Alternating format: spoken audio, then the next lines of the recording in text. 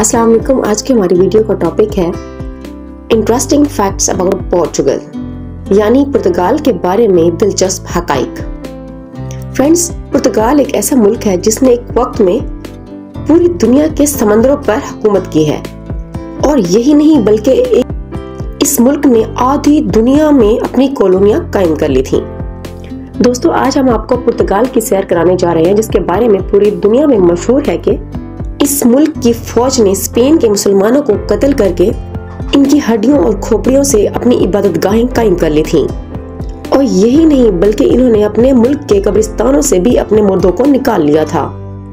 क्या आपने कभी सुना है कि किसी दोशीज़ा को कब्र से निकाल कर उसको तख्त पर बैठा दिया गया हो और फिर इस मुर्दा हालत में ही उसकी ताज पोशी भी की गई हो?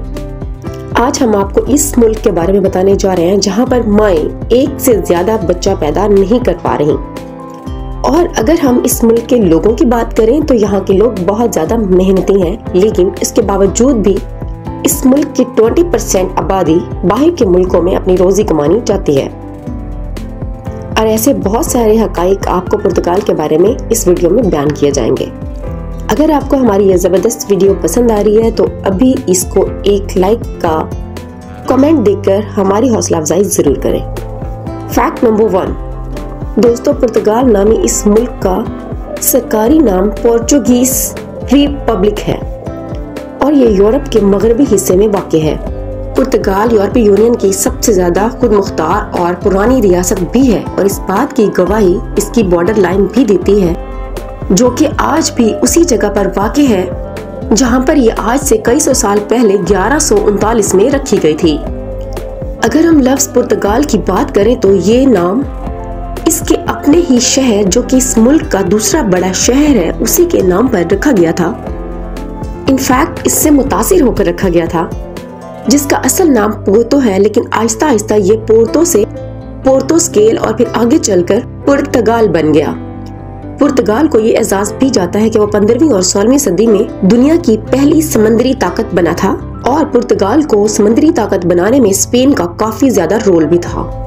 और यही वो जमाना था जब पुर्तगाल दुनिया का सबसे ज्यादा अमीर मुल्क बन गया था, मगर सनती शोबों में ज्यादा गलत तरीके से सरमाया लगाने से ये मुल्क ज्यादा मसाइल का शिकार भी हो गया। दोस्तों, दुनिया का सबसे ज्यादा मशहूर जमाना एक्सप्लोरर यानी कि मुहिमजो फर्डिनेंड मैगलन का ताल्लुक भी पुर्तगाल से था, और ये पुर्तगाल के शहर साब्रोसा में 4 फरवरी 1480 में पैदा हुआ। मैगलन ने पूरी दुनिया में असैयद को फैलाने में मदद दी थी, और ये वो शख्स था जिसकी वजह से स्पेन ने फिलिपाइन पर 333 साल तक हुकूमत की। अगर हम पुर्तगाल की तारीख का मुताला करें तो हमें पता चलता है कि पुर्तगाल के लोग एक अरसे तक गुलाम रहे, लेकिन इंटरेस्टिंग बात यह है कि पुर्तगाल के लोग ही वो पहले लोग थे जिन्होंने अपने गले से गुलामी का पट्टा उतार फेंका और 1761 में अपने आप को दुनिया के सामने एक आजाद और खुद मुख्तार कौम के तौर पर लेकर आए। दोस्तों, आपने वकासो दा गामा का नाम भी नहीं सुना होगा, जो कि दुनिया का सबसे बड़ा एक्सप्लोरर और मुहिमजो था। ये दुनिया का पहला यूरोपीय इंसान था जिसने सबसे पहले बड़े सगीर पाक हिंद पर अपना कदम रखा। आप ये भी कह सकते हैं कि ये यूरोप और एशिया को जोड़ने वाला सबसे पहला इंसान था। फैक्ट नंबर 2, दोस्तों, अगर पुर्तगाल को दुनिया के नक्शे पर देखें तो ये यूरोप के जनूब मगरबी हिस्से में वाक़ है। अगर हम पुर्तगाल के रकबे की बात करें तो ये टोटल 92,212 स्क्वायर किलोमीटर पर वाक़ है, जो कि इसे दुनिया का 109वां बड़ा मुल्क बनाता है। इस हिसाब से पुर्तगाल बर्तानिया से 2.6 गुना छोटा है, और स्पेन दुनिया का वो वाहिद मुल्क है जो कि पुर्तगाल का हमसाया है। पुर्तगाल की आबादी 1,03,52,082 नफूस पर मुश्तमिल है। अगर हम पुर्तगाल के सालाना GDP की बात करें तो ये 251.9 बिलियन डॉलर्स है, और अगर हम यहाँ पे रहने वाले लोगों की पर कैपिटा इनकम यानी कि औसतन सालाना इनकम की बात करें तो ये 24,495 डॉलर्स है, जो कि पाकिस्तानी करेंसी में 58,78,800 रुपए बन जाती है। पुर्तगाल की ऑफिशियल करेंसी दूसरे यूरोपीय ममालिक की तरह यूरो ही है। फैक्ट नंबर 3, अगर हम पुर्तगाल के फैमिली सिस्टम की बात करें तो वहाँ पर फैमिली सिस्टम को एक बुनियादी ढांचे के तौर पर लिया जाता है। हर घर का फर्द चाहे वो जितना मर्जी अमीर हो जाए, वो अपने फैमिली के मातहत ही रहता है और अपने घर के तमाम अफराद के नेटवर्थ पर ही रहता है।